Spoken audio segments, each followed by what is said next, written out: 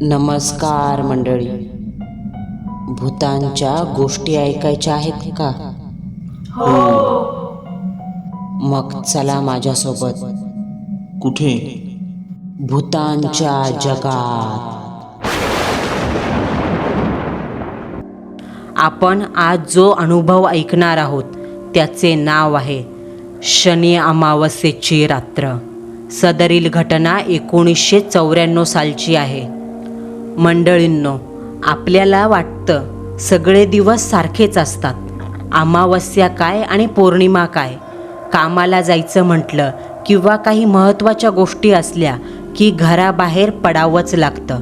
पण बरेचदा आपल्या घरावर असलेलं विघ्न आपण त्यांच्या तावडीत कसे सापडू या क्षणाची ते वाटच पाहत असतात.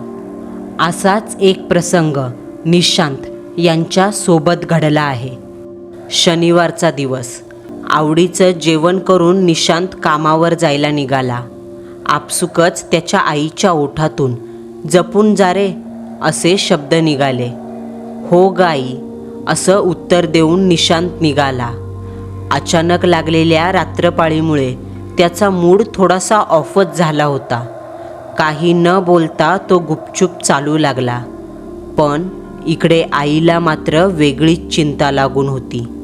रीमा, निशांतची बायको, तिशीत पोहोचली तरी तिची कांती मात्र तरुण दिसायची.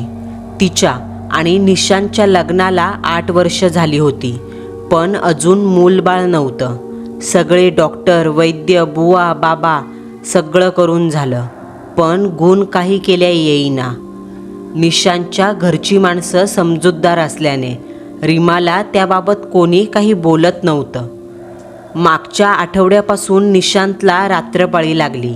दिवसभर तो तिच्या सोबत असायचा. आज शेवटचा दिवस होता त्याचा रात्रपाळीचा. उद्या सुट्टी असल्याने निशांतबरोबर कुठे फिरायला जायचं हा विचार करत रीमा जेवण आटपत होती.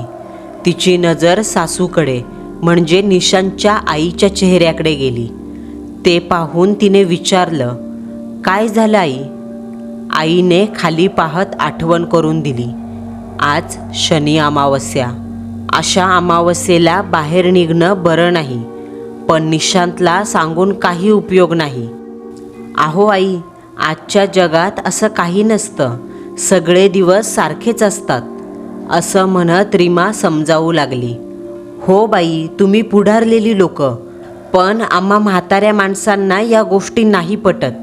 नीताबाई उठून गेल्या.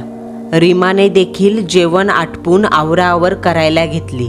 सगळं आवरून हॉलमध्ये अंथरून टाकलं आणि त्यावर नीताबाई आणि रीमा आडव्या झाल्या. इकडे निशांत घरापासून चालत बराच दूर आला होता. अरे यार, एरवी नाक्यावर एक हात केला की 10 रिक्षा थांबतील, पण आज एकही थांबायला तयार नाही असं मनाशी पुटपुटत शेवटी कंटाळून तो चालत निघाला. तशी त्याची कंपनी 10 मिनिटाच्या अंतरावरच होती. निशांत हातात टॉर्च घेऊन निघाला. रस्त्याने भयाण शांतता पसरली होती. आज अमावस्येची रात्र, त्यामुळे सगळीकडे काळी सावली पसरली. मानवी वस्तीचा भाग संपला की या काळ्याकुट्ट अंधारात त्याला फक्त टॉर्चची सोबत होती. निशांत हळूहळू चालू लागला. मार्च महिना अर्ध्यावर पोहोचला होता. तशी गरमी वाढत चालली होती, पण आज हवेत एक वेगळाच गारवा जाणवत होता. कुठून तरी थंडगार वाऱ्याची झुळूक अंगाला स्पर्श करून जायची, तसा त्याच्या अंगावर काटा उभा राहायचा. रस्त्याच्या दुतर्फा झाडं होती. कोणीतरी मुद्दाम हलवल्यासारखी ती हलत असल्याचं निशांतला उगीच वाटायचं. या सगळ्या विचारात चालत असताना निशांतला अचानक त्याच्या समोरून एक बाई चालत असलेली दिसली आणि अचानक दिसलेल्या त्या बाईमुळे भीतीची एक लहर त्याच्या सर्वांगातून गेली. साधारण 40मध्ये असलेली सडपातळ देहाची, अंगावर हिरवी साडी, हिरव्या बांगड्या, कपाळावर कुंकू आणि पायातील कोल्हापुरी चपला वाजवत ती सावकाश निघाली होती. निशांतला हे पाहून आश्चर्य वाटलं. या अशा भयान रस्त्यावर चीट पाखरू नसताना ही बाई कुठे निघाली? अचानक त्याची टॉर्च बंद झाली आणि सर्वत्र अंधार पसरला. समोर कोणी डोळ्यात बोट घातलं तरीही कळणार नाही एवढा भयान अंधार. वातावरण बदलल्याचं निशांतला जाणवू लागलं. तो टॉर्चचं बटन दाबू लागला, पण काहीच फायदा होईना. असं आज पहिल्यांदा त्याच्यासोबत घडत होतं. कानाजवळ चित्रविचित्र आवाज येऊ लागले. तो एका अघोऱ्या तावडीत सापडत चालला होता. याचं त्याला अजिबात भान राहिलं नाही. टॉर्च चालू होत नाही हे पाहून शेवटी त्याला समोर चालणाऱ्या बाईची आठवण झाली आणि त्याने समोर पाहिलं. त्या मिट्ट अंधारात देखील त्या बाईची साडी त्याला दुरूनच दिसत होती. "ओ बाई, ऐका ना," असं म्हणत तो पुढे चालू लागला, पण ती थांबायला तयार नव्हती. निशांत झपाझप पावले टाकत तिच्या जवळ पोहोचला आणि तिच्याकडे पाहून म्हणाला, "अहो, कधीचा आवाज देतोय तुम्हाला, पण तुम्ही काही थांबतच नव्हतात. या भयान रस्त्यावर मी एकटा होतो. बरं झालं तुमची सोबत मिळाली. मला इथे जवळच जायचंय, अंबिका दाल मिलमध्ये." तशी ती बाई निशांतकडे कटाक्ष टाकत म्हणाली, "अहो, तिकडे बघा, काहीतरी चमकत आहे." तशी निशांतची नजर तिच्या बोटाकडे गेली. रस्त्याच्या कडेला काहीतरी चमकत होतं. "कुणाचं पडलं आहे वाटतं काहीतरी," ती बाई म्हणाली. "उचलून बघा ना काय आहे ते." निशांतने बाजूला झाडीत हात घालून ती वस्तू बाहेर काढली. ती एक सोन्याची जाडसर अंगठी होती. "अरे वा, तुमची नजर फारच तेज आहे," ती अंगठी त्या बाईच्या हातावर ठेवत निशांत म्हणाला. तशी ती बाई हसून बोटात अंगठी घालण्याचा प्रयत्न करू लागली. या बाया म्हणजे एक नंबरच्या हावऱ्या असतात. हापापाचा माल गपापा. कुणाची आहे, कशी पडली, काही नाही. काहीही न बघता सोन्याची दिसली की घातलीच हातात, असा विचार मनातल्या मनात निशांत करू लागला. तेवढ्यात त्याच्या मनातलं ऐकू आल्यासारखं ती म्हणाली, "अहो, ही सापडली आपल्याला, मग आपलाच हक्क आहे की नाही? पण ही तर खूपच छोटी आहे, मला येत नाही आणि जरा पुरुषी दिसते. तुम्ही बघता का घालून?" असं म्हणत तिने निशांतच्या हातात ती अंगठी दिली आणि त्यानेही जराही वेळ न लावता ती अंगठी बोटात घातली. ती अंगठी जणू त्याच्यासाठी बनवली अशी सहज त्याच्या बोटात गेली. तशी ती बाई खुदकन हसली आणि एका खुणशी नजरेने बघत पुढे निघून गेली. निशांतने आजूबाजूला पाहिलं आणि संमोहित झाल्यासारखा तो तिथेच उभा राहिला. "निशांत सर, निशांत सर," दिलीपने जोरात आवाज दिला. तो अंबिका दाल मिलच्या गेटवर उभा होता. तशी निशांतची तंद्री मोडली आणि तो बाजूला बघू लागला. निशांत मिलमध्ये पोहोचला होता. "अरे हां, आलो," दिलीपच्या आवाजाला प्रत्युत्तर करत तो कंपनीमध्ये गेला. "आज खूप उशीर केलात सर, आणि एकटेच कुणाशी बडबडत होतात तिकडे?" असं दिलीपने विचारताच त्याला त्या बाईची आठवण झाली. "अरे एकटा कुठे, त्या बाई होत्या ना माझ्यासोबत. हे बघ, मला सोन्याची अंगठी सापडली तिकडे," अंगठी दाखवत निशांत म्हणाला. दिलीपने ती हातात घेऊन पाहिलं. "अरे वा, अभिनंदन," असं म्हणत दोघेही हसत कामाला लागले. रात्रीचे साधारण 1 वाजले होते. सगळं काम जवळपास झालं होतं. माल मार्केटसाठी रेडी होता. निशांत तिथे सुपरवायझर होता. सगळ्या मालाची मोजणी करून त्याने मजुरांना माल पॅक करायला सांगितला आणि एक सुटकेचा निश्वास टाकत आपल्या केबिनमध्ये आला. तशी अचानक त्याची नजर बोटातल्या अंगठीकडे गेली आणि खुर्चीत बसून तो विचार करू लागला. रस्त्यावर होती ती बाई कोण होती? हातातली टॉर्च अचानक कशी बंद पडली? ती अंगठी तिलाच कशी दिसली? विचारांचं वादळ डोक्यात फिरायला लागलं. तसा एक मजूर दारात आला. साहेब, सगळा माल टेम्पोत चढवलाय. निशांतने सगळ्या मशीन मॅन्युअल मोडवरून ऑटो मोडवर करा असं सांगून त्या अंगठीवर आपली बोटं फिरवली आणि मालाचा टेम्पो आता निघाला हे पाहून निशांतने निश्चिंतपणे खुर्चीवर मान टेकवली. रस्त्यावर भयावह वातावरण तयार झालेलं होतं. कानात कावळ्यांचा कर्कश आवाज ऐकू येत होता. तो कर्कश आवाज ऐकून निशांतने कानावर हात ठेवले आणि डोळे घट्ट मिटून रस्त्यावर खालीच बसला. तेवढ्यात पाठीवर कुणीतरी हात ठेवल्याचं त्याला जाणवलं. तसं सगळं अंग घामाने भिजून निघालं. कोण होतं पाठीमागे? हाताचा थंड स्पर्श त्याच्या अंगावर काटा आणत होता. त्याने मन घट्ट करून डोळे उघडले आणि मान वळवताच त्याला त्याच्या पाठीमागे असणाऱ्या विहिरीच्या कठड्यावर बाई बसलेली दिसली. त्याचे डोके काम करायचे थांबले.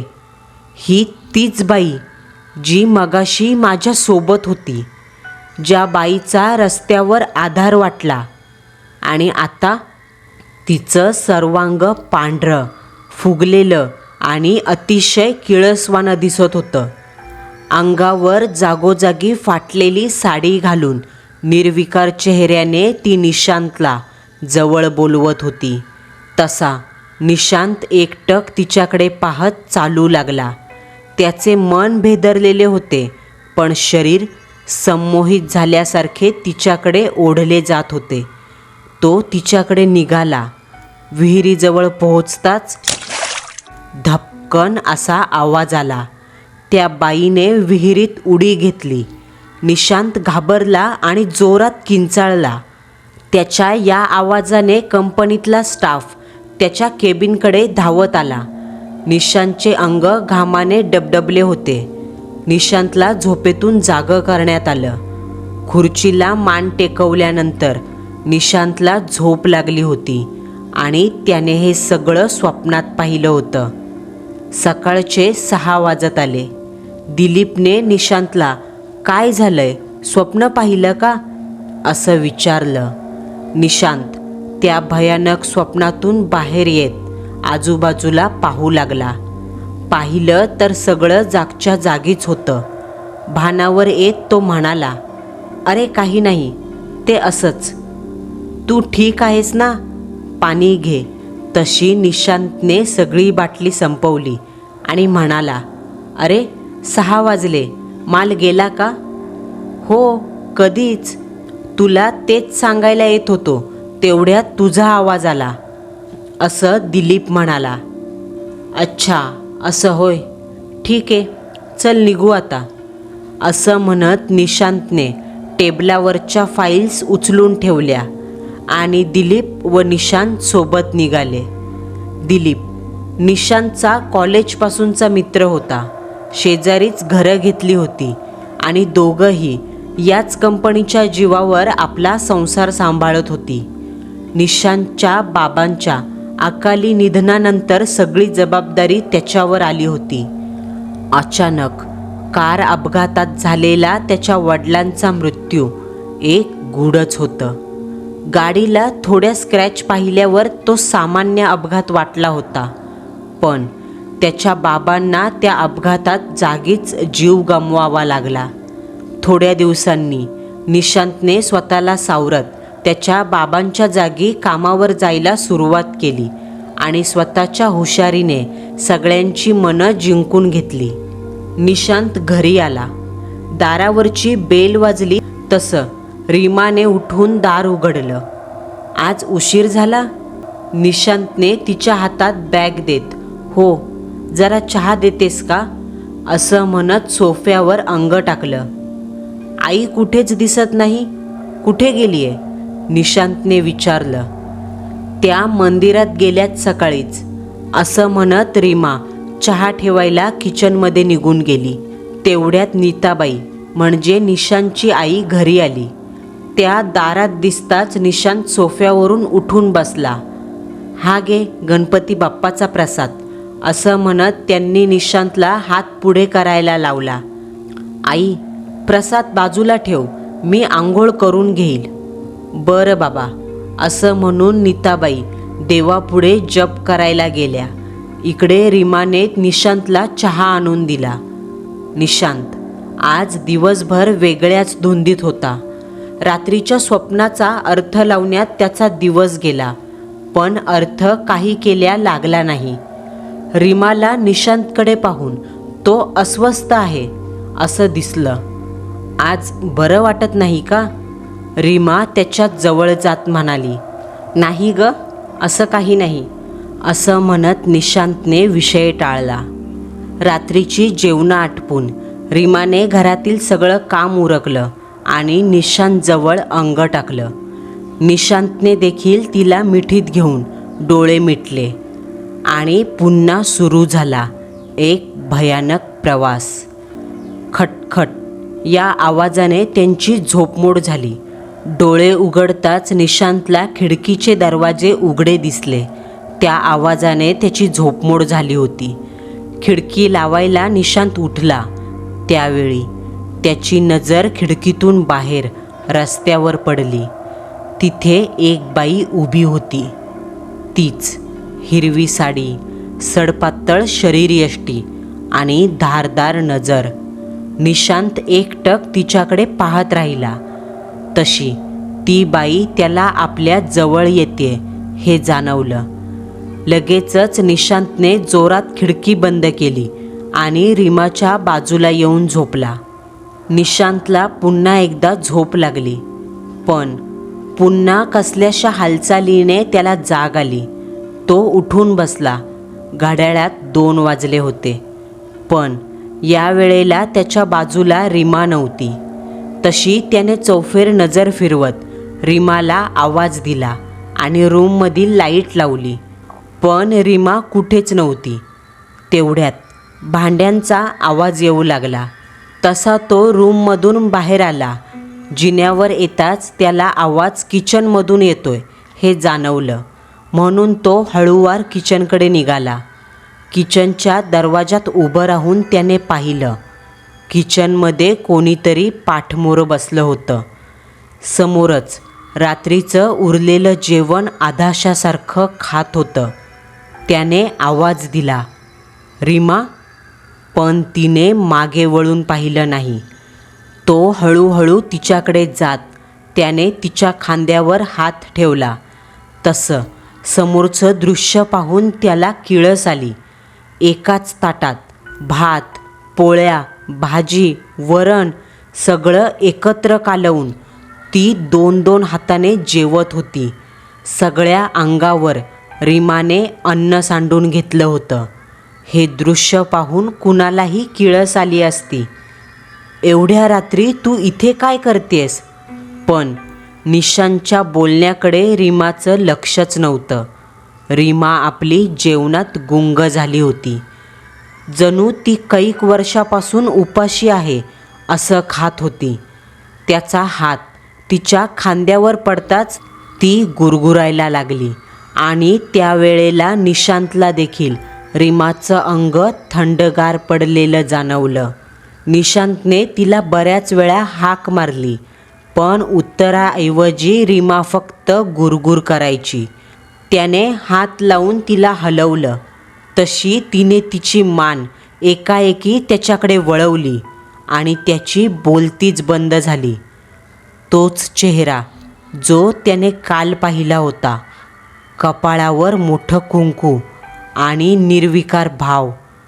तोंडात मावणार नाही एवढं अन्न तोंडात घेऊन ती चावत होती. ही माझी रीमा नाही हे त्याला कळून चुकलं. तशी ती घोगऱ्या आवाजात बोलू लागली, समजत नाही? मी जेवते, निघ इथून, नाहीतर पुढचा घास तुझा घेईल. तिचे ते लाल मोठे डोळे आणि तिच्या नजरेचा धाक यामुळे निशांत जवळजवळ दारावर जाऊन पडला, पण तिला याचं काहीच देणं घेणं नव्हतं. ती परत आपलं जेवण करण्यात गुंग झाली. तिच्या तोंडातून येणारा तो आवाज भयान रात्रीच्या वातावरणात भर घालत होता. निशांत उठून घाबरत आईच्या रूमकडे गेला आणि आईला आवाज देऊ लागला. तसं आईने दार उघडलं. निशांत, अरे अजून झोपला नाहीस? काय झालं? त्याच्या कपाळावर घाम बघून ती देखील जरा घाबरलीच. आई, ती बघ, रीमा किचनमध्ये कशी जेवते. किचनकडे बोट दाखवत निशांत आईला म्हणाला, अरे काहीही काय बोलतोस? ती आत्ताच आपल्याबरोबर पोटभर जेवली आणि तिला असं रात्रीची उठून खायची सवय नाही. तू झोप शांत. तुला स्वप्न पडलं असेल, नाहीतर भास झाला असेल. आईच्या या बोलण्यावर निशांतला बघितलेलं दृश्य आईला कसं सांगावं हेच कळत नव्हतं. तेवढ्यात भांड्यांच्या आवाजाला जोर आला. किचनमधून भांडी खाली आदळत होती. आईने निशांतकडे पाहिलं आणि तीसुद्धा किचनकडे हळूवार चालू लागली. तसा निशांत देखील तिच्या मागे जाऊ लागला.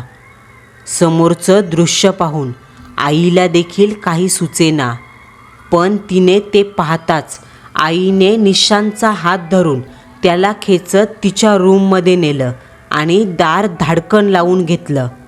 अरे निशांत, हे काय आहे? आईच्या चेहऱ्यावरची भीती निशांतला स्पष्ट जाणवत होती. उलट निशांतच आईला विचारू लागला, आई, रीमा असं का वागते? काय झालंय तिला?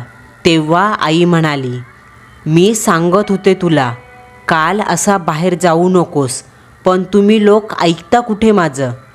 आईला जणू सगळा प्रसंग माहीत होता असं ती बोलत होती. बेडवर निशांत आणि आई समोरासमोर बसले होते. तशी दारावर थाप पडली. दार उघडा, मला अजून जेवण हवंय. या आवाजाने निशांत आणि आई दोघेही दचकले, कारण तो आवाज रीमाचा नव्हता. एका घोगऱ्या आवाजाने दोघेही बिथरले. पुन्हा जोरजोरात दारावर थाप पडू लागली. आईने निशांतला खुणवलं, तू इथेच बस, मी बघून येते. असं म्हणून आई जागची उठली आणि दार उघडलं. तेव्हा समोर सोफ्यावरती दोन्ही पाय वर करून रीमा बसली होती. केस विस्कटलेले, कपाळ लाल, तोंडावर आणि अंगावर सगळं अन्न सांडलेलं, चिकटलेलं. आईला बाहेर आलेलं पाहताच रीमाने जोरात आवाज दिला, दिसत नाही का? मला भूक लागलीये. घरातलं जेवण संपलंय, लवकर दे मला खायला. निशांत रीमाचं हे वागणं बेडवर बसून पाहत होता. आई पुढे होत, बस इथेच, देते, असं म्हणत किचनमध्ये गेली. किचनमधला धुडगूस पाहून तिला काहीच समजेना. सगळीकडे भांडी पसरलेली, अगदी तेल, पाणी सारं काही सांडून ठेवलं होतं. आईने फ्रीजमधून एक भांडं काढलं आणि ते बाहेर आणून तिच्या पुढ्यात ठेवत म्हणाली, खा. आणि पुन्हा निशांत असलेल्या रूममध्ये आली. आता निशांत आणि आई दाराच्या मागे उभे राहून रीमाकडे पाहत होते. रीमाने पुढे ठेवलेल्या जेवणातील एकच घास खाल्ला आणि एका क्षणात तिने सोफ्यावर अंग टाकलं. हे पाहून निशांत अवाक झाला. रीमाने अंग टाकताच आई दार उघडून बाहेर आली आणि तिने देवाजवळचा अंगारा घेऊन तो रीमाच्या कपाळाला लावला. त्यानंतर निशांतला बाहेर बोलवून, हिला घेऊन जा रूममध्ये आणि झोप शांत. आता हिला काही होणार नाही, असं आई म्हणाली. पण निशांतला मात्र एक अनामिक भीती जाणवत होती. शेवटी त्याने आईला विचारलं, ही एवढं जेवण जेवली तरी तिचं पोट भरेना, पण शेवटच्या एका घासाने ही निपचित कशी पडली? तेव्हा आईने स्मित हास्य करत निशांतला सांगितलं, अरे मी तिच्या भातामध्ये सकाळचा प्रसाद मिसळला होता. मला सगळा प्रकार लक्षात आलाय. पण तू घाबरू नकोस. हिला अंगारा लावलाय आता, त्याच्यामुळे आता काही त्रास होणार नाही. जा झोप, उद्या सकाळी बोलू, असं आई म्हणाली. पण काही केल्या ते दृश्य निशांतच्या डोळ्यासमोरून जाईना. शेवटी न राहून तो आईला म्हणाला, आई, आपण दोघेही इथेच झोपूया. निशांतला घाबरलेलं पाहून आई तिथेच झोपायला तयार झाली. सकाळचे 3 वाजले. आई उठून निघून गेली. पण निशांतला काही केल्या झोप लागेना. तो एकटक रीमाकडे पाहत होता. ती बेशुद्ध पडल्यासारखी झोपली होती. आईने रूमच्या लाईट तशाच सुरू ठेवल्या होत्या. निशांत वाट पाहत होता सकाळ होण्याची. आणि नेमका पहाटे पहाटे त्याचा केव्हा तरी डोळा लागला. सकाळी आई हातात प्रसादाची वाटी घेऊन आली. तेव्हा 7 वाजले होते. रात्रभर झालेल्या जागरणाने निशांतच्या डोळ्यावर झोप होती. तेवढ्यात त्याची नजर सोफ्यावर पडलेल्या रीमाकडे गेली आणि पुन्हा सगळा प्रसंग त्याच्या डोळ्यासमोर आला. त्याची झोप कुठच्या कुठे पळाली. रीमा मात्र अजूनही झोपलेलीच होती. आई काहीही न बोलता किचनमधल्या देव्हाऱ्याजवळ गेली आणि जपनाम घेऊन ओम गण गणपते नमः असा जप करू लागली. तसं घरातलं वातावरण आल्हाददायक वाटू लागलं. निशांतने उठून अंथरुणाच्या घड्या घातल्या आणि रूममध्ये जाऊन फ्रेश झाला. आईने दिलेला प्रसाद घेऊन काहीही न बोलता बाहेर निघाला. आईने आवाज देऊन जवळ बोलवलं आणि म्हणाल्या, ऐक, आज लवकर घरी ये. घरी गुरुवर्य राम महाराज येणार आहेत आणि जाताना गणपतीच्या मंदिरातून जा. निशांतने होकारार्थी मान डोलावली आणि घरातून बाहेर पडला. आता मात्र निशांतचा भूत प्रेताचा विरोध कधीच मावळून गेला होता. सारं काही कळण्याच्या पलीकडे होतं. रीमाचा तो चेहरा, तिचं वागणं बघून असं वाटत होतं तिला कोणता तरी मानसिक आजार असेल. पण जरी असं असलं तरी एका रात्रीत असा बदल होणं अनपेक्षित होतं. मनात असं सगळं चालू असताना निशांत मंदिराजवळ पोहोचला. दोन्ही हात जोडून बाप्पासमोर उभा राहिला आणि मनोमन प्रार्थना करू लागला. बाप्पा, आज मलाही माहीत नाही कोणत्या संकटात अडकलोय, पण तू मात्र माझ्यासोबत कालही होता, आजही असशील आणि उद्याही राहा. माझ्यावरचं संकट दूर कर, असं म्हणत देवापुढे माथा टेकवला आणि कामावर निघाला. आज ऑफिसमध्ये काही केल्या त्याचं मन लागेना. पण राम महाराज येईपर्यंत काहीच होणार नव्हतं. रोजच्या सारखी सुट्टी कधी होते असं त्याला झालं. पण रोज हवा हवासा वाटणारा रीमाचा सहवास आज मात्र भीतीमध्ये पालटला होता. घड्याळात 5 वाजले. निशांत खुर्चीतून उठला आणि पसारा गोळा करत घराकडे निघाला. दाराजवळ येताच दारात खडावा म्हणजे लाकडी चपला पाहून महाराज आल्याची त्याला खात्री झाली. घरात प्रवेश करताच सोफ्यावरती महाराज बसलेले दिसले. निशांत त्यांच्या चरणावर नतमस्तक झाला.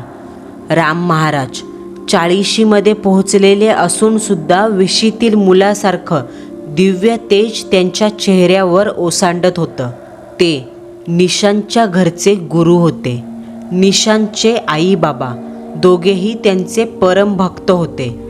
बाबा गेल्यापासून त्यांच्या आश्रमात आई नियमित जायची. त्या तेजस्वी मानवाच्या गळ्यात पवित्र तुळशीमाळ दिसत होती. एक गूढ हास्य करत राम महाराजांनी निशांतला आशीर्वाद दिला आणि बसायला सांगितलं. त्यानंतर निशांत आणि आई यांनी कालचा प्रसंग सांगायला सुरुवात केली. सगळं ऐकून घेतल्यावर राम महाराजांना थोडंसं चुकचुकल्यासारखं झालं. ते बोलू लागले, हे बघा, मी घरात आलो तेव्हाच मला काही वाईट गोष्टींची जाणीव झाली. पण ही शक्ती बोलवण्यात आली आहे. कळत नकळत तिला आमंत्रण गेलंय. त्यानंतर त्यांनी निशांतला गेल्या 2 दिवसात काही विचित्र घटना घडली आहे का असं विचारलं. निशांतने त्यांना त्या दिवशीच्या रात्रीचा प्रसंग सांगायला सुरुवात केली. तसे आई आणि महाराज आश्चर्याने निशांतकडे पाहू लागले. निशांतने त्यांना अंगठी दाखवली. राम महाराजांनी ती अंगठी निरखून पाहिली आणि शबनममध्ये हात घालून एक ग्रंथ पुढ्यात धरला. ते पाहून निशांत आणि आई अवाक झाले. कोणता ग्रंथ होता काय माहिती, पण महाराजांनी ती अंगठी त्या ग्रंथावर ठेवून डोळे मिटून घेतले आणि स्वतःचा उजवा हात हृदयावर ठेवला. तशी रीमा ओरडत रूममधून खाली उतरली. तिचा आवाज कर्कश आणि घोगरा होता. आवाजाच्या दिशेने निशांत आणि आई पाहतच राहिले. तिने स्वतःचे हाल करून घेतले होते. जागोजागी नखांनी ओरखडे ओढले होते. केस विस्कटलेले. जागोजागी झालेल्या जखमांमधून रक्त येत होतं.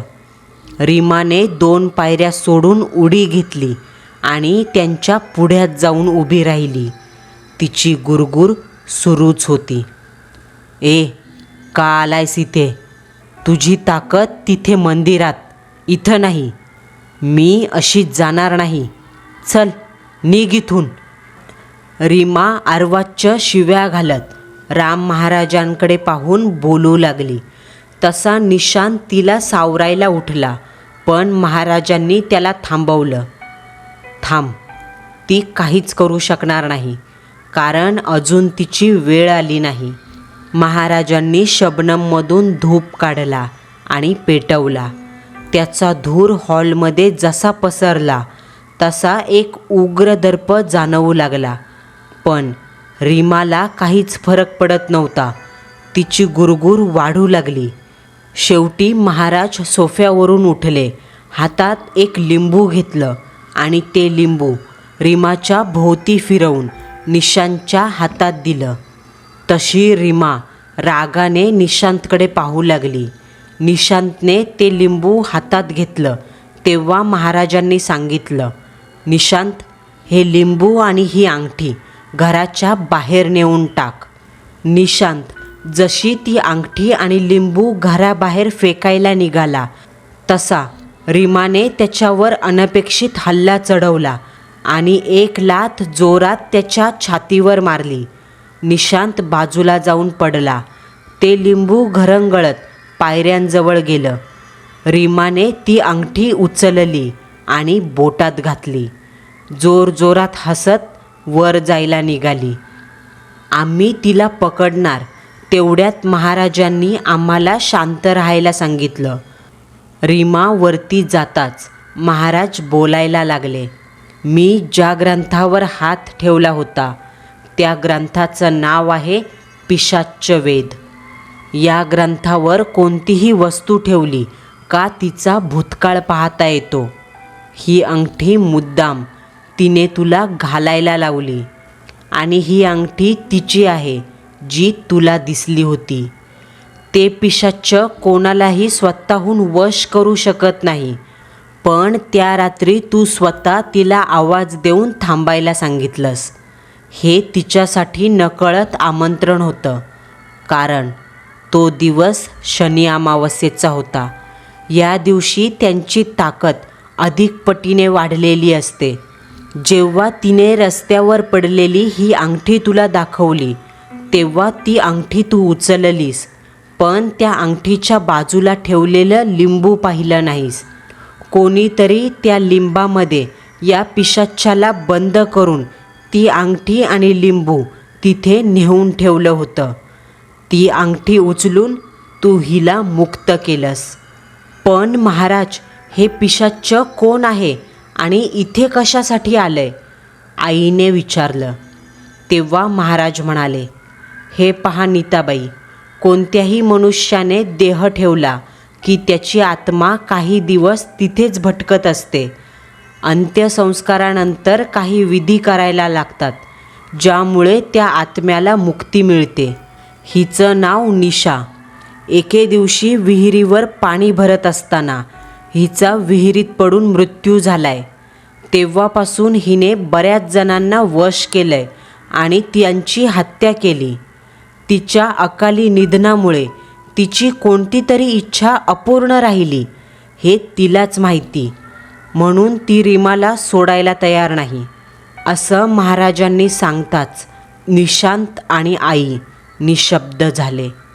महाराज पुन्हा म्हणाले, निशांत, मी काही सामान लिहून देतो, तेवढं घेऊन ये. आज रात्री एक पूजा करणार आहोत आपण. निशांतने होकार दिला आणि सामानाची यादी लिहून घेतली. त्यानंतर आईने महाराजांना तुम्ही दुरून आलात, थोडा वेळ विश्रांती घ्या असं सांगितलं. परंतु एक गोष्ट निशांतच्या लक्षात आली. महाराज आल्यापासून त्यांनी घरातील साधं पाणीसुद्धा घेतलं नव्हतं. त्यांचं हे वागणं निशांतला थोडं विचित्र वाटलं. निशांतने आईला विचारलं, आई, महाराज दरवेळी आपल्या घरी येतात तेव्हा आवडीने तुझ्या हातचं खातात, आज त्यांनी पाणीसुद्धा घेतलं नाही. तेव्हा आईने सांगितलं, अरे, रीमाने सगळ्या किचनला बाधित केलंय. जोवर ते पिशाच्च इथं आहे तोवर बाधित वस्तू वापरायला आपल्याला मनाई आहे.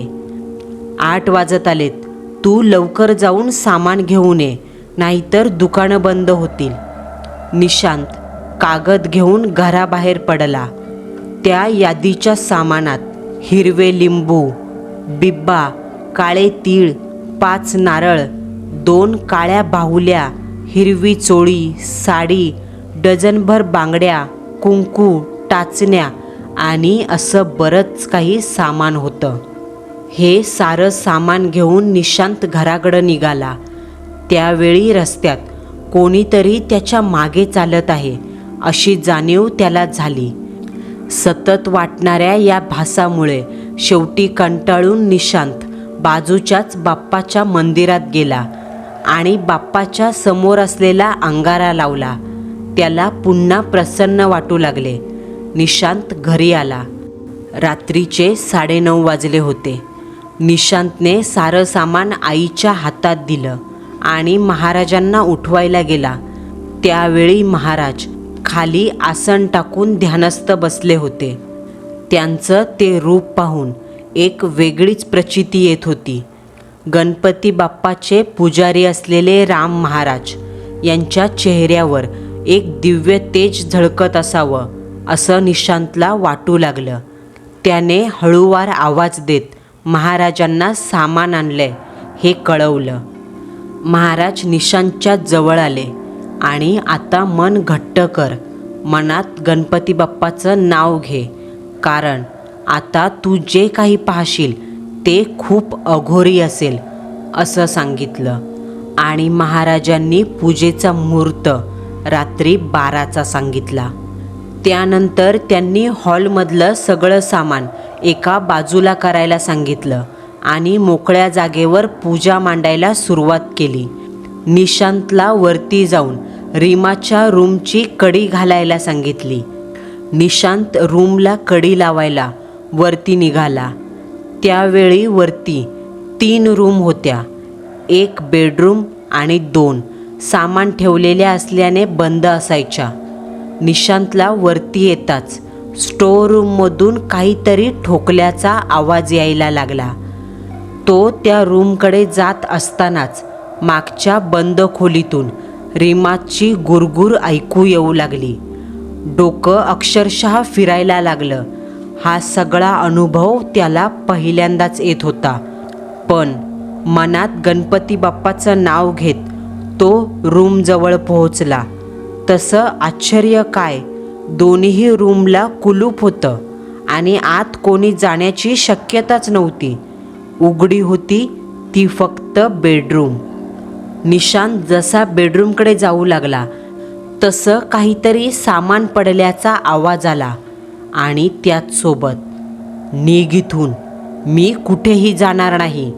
मला घालवण्याचा प्रयत्न केलात तर मी हिला सोबत नेईल, गमावून बसाल हिला. ते पिशाच्च घोगऱ्या आवाजात बोलू लागलं. निशांतने दरवाजाच्या आत डोकावून पाहिलं तर रीमा कुठेच नव्हती. घाबरलेल्या नजरेने निशांत तिला शोधू लागला तेव्हा रीमा एका कोपऱ्याला बसलेली दिसली. तिची केस खाली लोंबत होती. तिचा तो अवतार पाहून कोणाचीही पाचावर धारण बसली असती. निशांत किंचाळत बाहेर आला आणि दार लावून दाराची कडी घातली आणि धावत पळत त्याने हॉल गाठला. हॉलमध्ये महाराजांनी श्वेतवस्त्र परिधान करून समोर हवन मांडला होता. यज्ञाभोवती पिठाने कुंकवाने लाल पांढऱ्या रेषा मारून त्यावर लिंबू नारळ असं सारं सामान मांडलं होतं आणि समोर श्री गणेशाचा प्रिय मोदक ठेवला होता. थोड्याच वेळात महाराजांनी मंत्रोपचाराला सुरुवात केली. पण त्याआधी निशांत आणि आई दोघांना काही सूचना दिल्या. दोघांनाही एका वर्तुळात बसवून त्या वर्तुळाभोवती शुद्ध सुगंधी द्रव्य शिंपडलं आणि काहीही झालं तरी या वर्तुळाला ओलांडून बाहेर यायचं नाही. तुम्हाला कसलाही आवाज आला तरी त्याला उत्तर द्यायचं नाही असं सांगितलं. महाराजांनी गणेशाचं नाव घेत मंत्र सुरू केले. तसा वातावरणात बदल जाणवू लागला. हवेत एक वेगळाच गारवा जाणवत होता. किचनमधून कसले तरी भांडे सतत आदळल्याचे ऐकू येऊ लागले. नाकात उग्र दर्प जाणवू लागला. महाराजांनी मगाशी रीमावरून ओवाळलेला लिंबू त्या यज्ञातील आगीत टाकला. तशी एक किंकाळी ऐकू आली. तो आवाज रीमाचा होता. पायऱ्यांवरून धडपडत ती खाली येत होती. निशांतला समजलंच नाही. त्याने तर बाहेरून बेडरूमची कडी घातली असताना ती बाहेर आली कशी. पण खरं तर इथे ती शक्ती मानवी कल्पनेच्या पलीकडे असते. रीमा जोरजोरात शिव्या देऊ लागली, रडायला लागली आणि मध्येच हसत बोलू लागली. तू माझं काहीही वाकडं करू शकणार नाही. पण महाराज मात्र तिच्याकडे दुर्लक्ष करत आपला मंत्रोजाप करत यज्ञात समिधा टाकत होते. तसा तिला त्रास होऊ लागला. तेवढ्यात नीताबाई, मला रीमाचा एक कपडा आणून द्या. तिची ओढणी किंवा तिच्या वापरातील कुठलाही कपडा असेल तरी चालेल असा आवाज निशांत आणि आईला ऐकू आला. तो आवाज महाराजांचा होता. महाराजांचा आवाज ऐकून आई उठून बाहेर येणार तेवढ्यात महाराजांनी डोळे उघडून कड्या आवाजात सांगितलं, उठू नका म्हटलं ना. पण महाराज, तुम्हीच तर आवाज देऊन ओढणी किंवा कपडा मागितलात ना, असं आई महाराजांना म्हणाली. तेव्हा महाराजांनी खुणेने दाखवलं, तुम्ही कपडा आधीच आणून ठेवला आहे. ते पिशाच्च छलावा करतंय. माझ्या आवाजाचा वापर करून तुम्हाला रिंगणातून बाहेर काढू पाहतंय. रीमाच्या वापरातील ओढणी खरंच महाराजांच्या हातात होती. त्यांनी ती ओढणी एका बाहुलीभोवती गुंडाळली आणि तिच्यावर कुंकवाचा वर्षाव करत रीमाकडे पाहिलं आणि म्हणाले, हे बघ, बऱ्या बोलानं जातेस का भस्म करू. पण रीमाचं उत्तर एकच, तू माझं काहीही वाकडं करू शकणार नाही. महाराजांनी घड्याळात वेळ पाहिली. बरोबर 12 वाजले होते. त्यांनी ती बाहुली यज्ञात टाकली. तशी रीमा जोरजोरात किंचाळ्या मारू लागली, उड्या मारू लागली.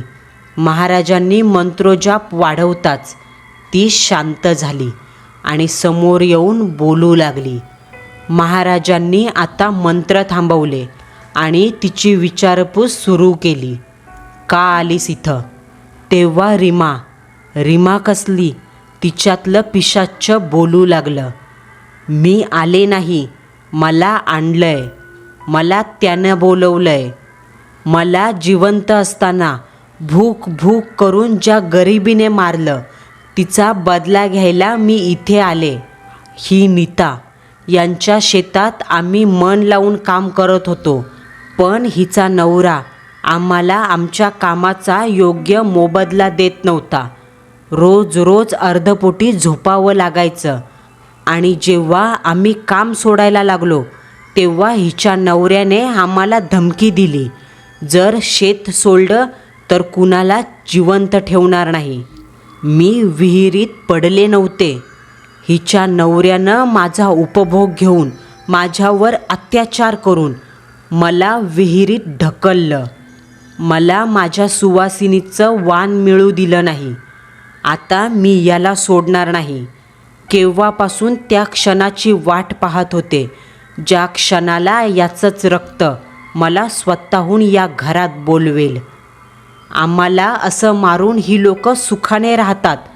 मी कोणालाच जिवंत ठेवणार नाही. हिच्या नवऱ्यालासुद्धा मीच मारलं आणि आता त्याच्या रक्तालाही असंच मारणार, असं म्हणून ती हसायला लागली. बाबा गावाकडून घरी येत असताना कार अपघातात गेले एवढीच माहिती आई आणि निशांतला होती. पण त्या पाठीमागे हा काळा इतिहास आहे हे पहिल्यांदा कळालं. बाबांचं कृत्य पाहून रागवावं का रीमाला होणाऱ्या यातना पाहून त्या पिशाच्याला निघून जा असं सांगावं हेच कळेना.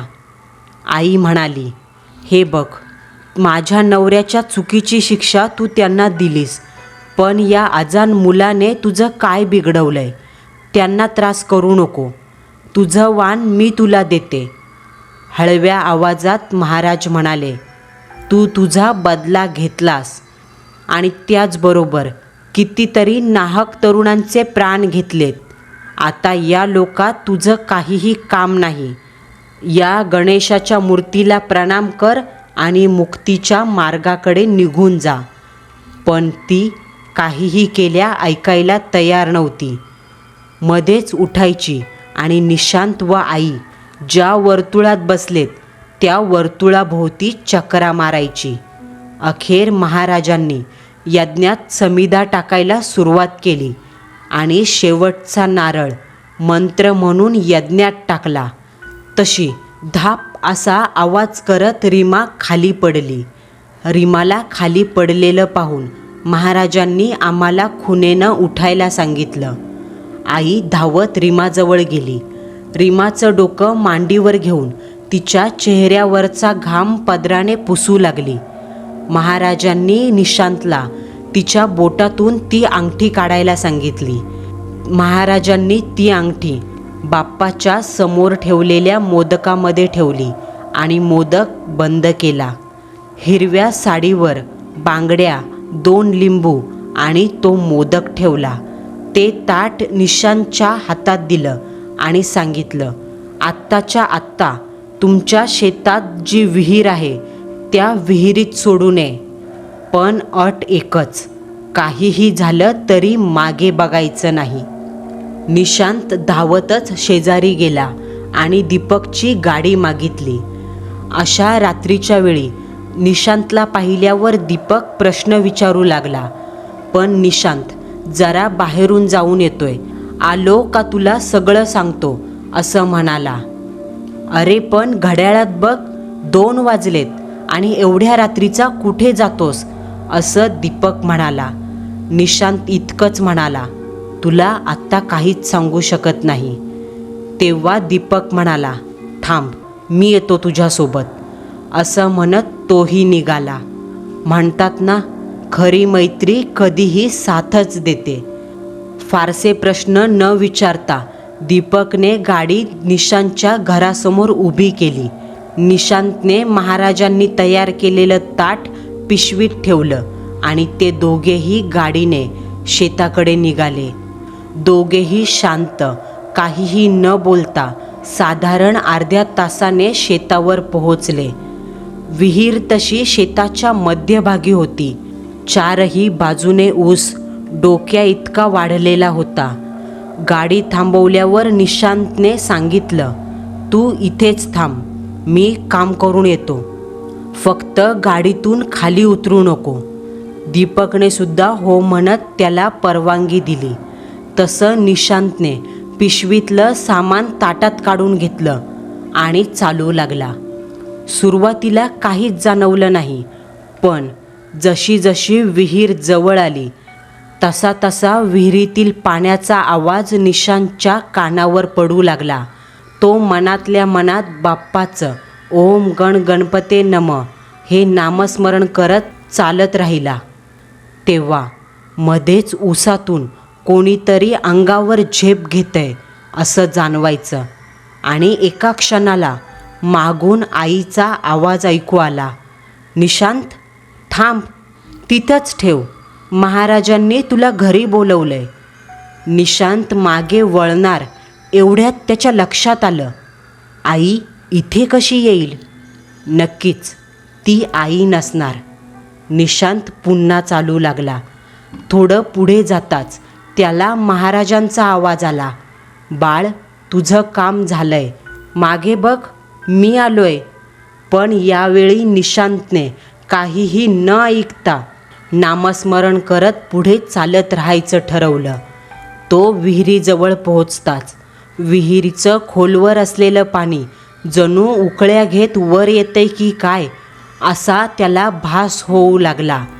त्याने कसलाही विचार न करता महाराजांनी सांगितल्याप्रमाणे तो उतारा खाली पाण्यात टाकला आणि मागे फिरला. मनात विघ्नविनाशक बाप्पाचं नाव सुरूच होतं. यावेळीसुद्धा त्याला मागून आवाज ऐकू आला, पण तो आवाज मात्र विहिरीतून येत होता. यावेळी वाचलास. निशांत आणि त्याच्या कुटुंबाबरोबर घडलेला हा प्रसंग त्यांच्या आयुष्यावर खोलवर परिणाम करून गेला. त्यांच्या बाबांकडून घडलेलं कृत्य कायम त्यांच्या मनाला जखम करून गेलं. त्यामुळे त्यानंतर निशांतने रीमा आणि आईला घेऊन गाव कायमचं सोडलं आणि तो मुंबईला स्थायिक झाला. मुंबईला स्थायिक झाल्यानंतर राम महाराजांच्या सांगण्यावरूनच घराला लागलेला दोष काढण्यासाठी त्यांनी विनायकी शांती केली आणि त्या शांतीनंतर रीमा आणि निशांत यांच्या संसाराला फूल लागलं. त्यांना अपत्यप्राप्ती झाली. त्यांचा संसार सुखाने सुरू झाला. गणपती बाप्पाच्या कृपेने त्यांच्या घरावर आलेलं संकट कायमचं दूर झालं. मंडळींनो, आपला आजचा सत्य अनुभव तुम्हाला कसा वाटला हे कमेंट बॉक्समध्ये कळवायला विसरू नका. पुन्हा भेटू. नवा सत्य अनुभव, नवा थरार.